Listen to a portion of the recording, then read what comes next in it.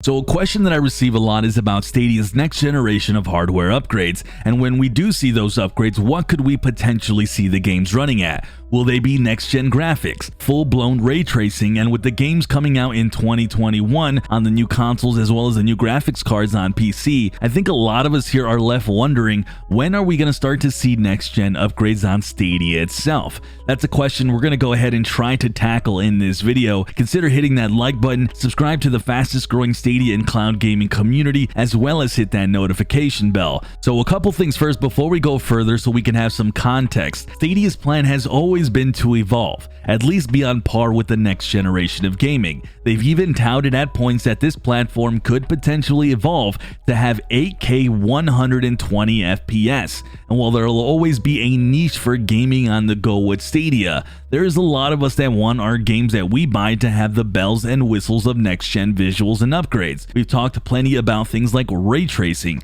We've gotten several hints of that coming even very soon. The Vulkan API, something Stadia games use, tweeted recently that they are ray traced ready. Further proof of seeing ray tracing here coming soon is by Fish Labs, the developer of the upcoming game Chorus, and that one is a game that is confirmed to Stadia, mentioned in a now deleted tweet that ray traced graphics were coming to their game Chorus, and when asked about it about Stadia specifically, they had said referred to their previous answer, and they had a winky face at the end. At this point, we've seen enough evidence that we're going to see ray traced graphics here pretty soon rather than later, but of course that is just one part of the equation. Recently, in an interview with VP John Justice of Stadia, he talked about the hardware upgrades, and he mentioned that Stadia will be upgrading their servers, but they'll also be doing it part by part. And while Stadia is upgrading even right now, that they aren't going to tell us about it, and that we're just going to see those improvements when they launch on games. Now that's disappointing for all of us, especially those who really want to know when we're going to see these games running and looking like next-gen games. But the main reason I'm guessing that we won't ever know and we're never going to be told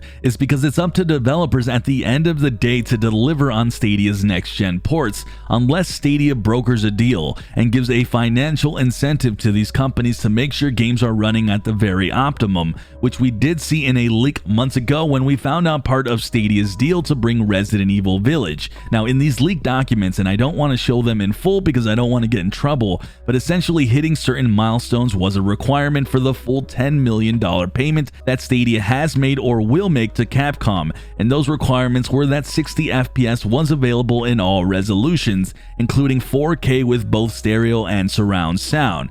Now, I would imagine big titles that Stadia knows will gain a lot of traction, like the Call of Duty Warzone type of games, that they would hopefully want these titles running at those requirements as well. We also had a recent rumor of GTA 5 being next gen on Stadia when it does come, so we are hearing the rumors and leaks from the titles that next gen types of games are headed to the platform. But when we will see this and what could potentially be the holdup is the question at the end of the day. Now, I have a few theories on my part, and guys, this is going to be all speculation on my end. First, it's just taking time to make these games. Stadia's only been released for a year when this video has launched, and developing on Stadia is slightly unique, and really it's not all that an extremely fast process like it is with other cloud services, because Stadia itself is its own platform that does need the ports to be made mostly from the ground up, unless a developer has worked with the tools Stadia uses in previous iterations like we saw with Doom Eternal and the Vulkan API. I also think that we are potentially going to see some game changers in upcoming titles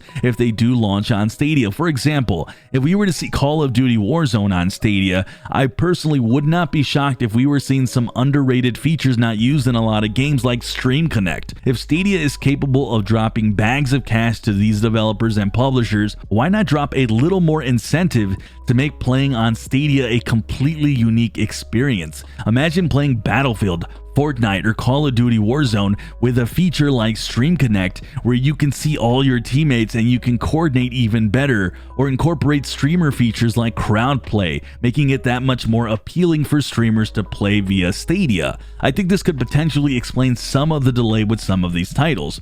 But of course, that leaves many others that continue to beg that same question about next-gen ports. Maybe like sports games we're starting to see already launch with next-gen visuals. The next-gen version of NBA 2K21 looks pretty amazing, or at least it does in the trailers, or FIFA or Madden. I would bet that we will start to see next-gen ports potentially this year, and it could come with sports games like the NBA 2K and other franchises. Of course, this is all speculation on my part, and at the very worst, I think we might not see any of this until maybe early 2020 at the very latest. But for me, that would be way too long, and it really would put Stadia behind the curve. Something for all intents and purposes is something that I don't think they're ever trying to be is behind. They are always trying to push the gaming and the landscape of all this forward, especially with cloud gaming itself being so unique. Either way, it's going to be very interesting to see in the coming months when we start to hopefully see things like ray tracing, and then we're going to gradually go up from there, and we're going to start documenting all the next gen stuff we will potentially be seeing.